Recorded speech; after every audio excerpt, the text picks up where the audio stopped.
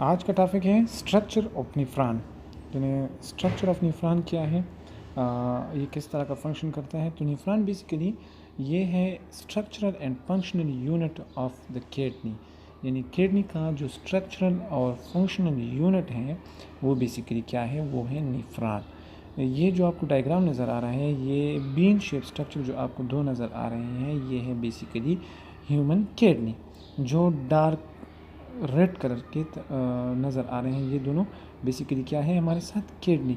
अब ये किडनी जो है, इसका जो इंटरनल स्ट्रक्चर है या इसका मतलब स्ट्रक्चर एंड फंक्शनल यूनिट है, वो बेसिकली निफ्रॉन से बना होता है, निफ्रॉन से बना होता है। ये आप अगर इसको थोड़ा क्रॉस सेक्शनल स्ट्रक्चर देखें तो ये जो फाइमाइड नज़र आ रहे हैं, इसमें क्या लोकेट होते हैं, यहाँ पर होते हैं निफ्रॉन।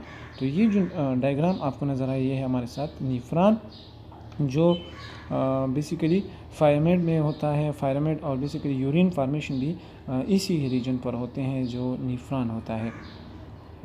अब निफ्रॉन जो है बेसिकली टू पार्ट्स पर इंक्लूड होता है।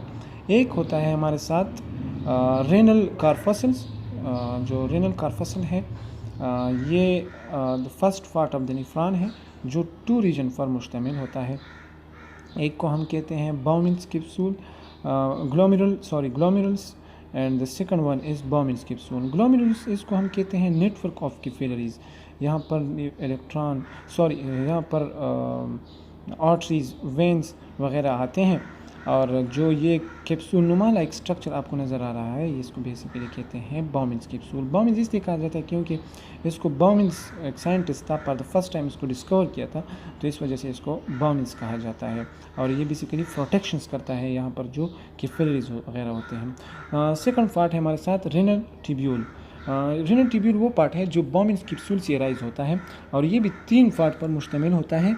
जो फर्स्ट पार्ट है उसको कहते हैं proximal convoluted tubule, the second is loop of Henle, and the third one is the third is distal convoluted tubule. यानी डिस्टल फॉर्म की तर्ज पर ये नज़र आ रहे हैं, ये हमारे साथ है क्या, डिस्टल कन्वोल्यूटेड ट्यूब्यूल। और फिर ये एक डक्ट के साथ अटैच होते हैं जिसको हम कहते हैं कलेक्टिंग डक्ट्स। और फिर ये कलेक्टिंग डक्ट्स इस फिल्ट्रेट सब्सटेंस को जो प्रॉक्सिमल कन्वोल्यूटेड ट्यूब्यूल से होते हुए मतलब प्रॉक्सिमल कन्वोल्यूटेड से होते हुए कहाँ तक, जो लूप ऑफ हेनले हैं, वहाँ से जाते हुए सीधा डिस्टल कन्वोल्यूटेड ट्यूब्यूल के थ्रू कलेक्टिंग डक्ट्स के साथ अटैच होते हैं। जो कलेक्टिंग डक्ट्स है बेसिकली ये इसको कलेक्ट कर देते हैं जो यूरिन वगैरह होते हैं, और किडनी का जो पेल्विक्स रीजन है वहाँ तक ले जाते हैं। और ये जो आपको फर्स्ट पोर्शन नज़र आ रहे हैं, यहाँ पर बेसिकली फिल्ट्रेशन यहाँ से स्टार्ट होता है। फिर ये distal convoluted tubule, loop of Henley, proximal convoluted tubule, ये सारे के पार्ट्स इन्वॉल्व होते हैं और इसको यूरिन को कैरी करने में हेल्प करता है।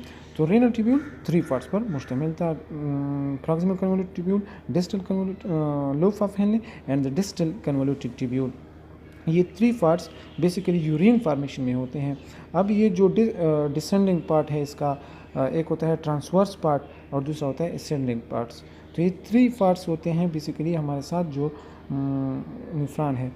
तो ये हमारे साथ था निफ्रॉन का स्ट्रक्चर, थोड़ा बहुत इंट्रोडक्शन था कि ये किस तरह का काम करता है, और ये मतलब स्ट्रक्चर और फंक्शन यूनिट है किडनी का, तो ये किस तरह का फॉर्म करता है और कौन से पार्ट पर मुश्तमिल होता है।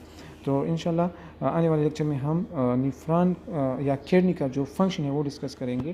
Thanks for watching.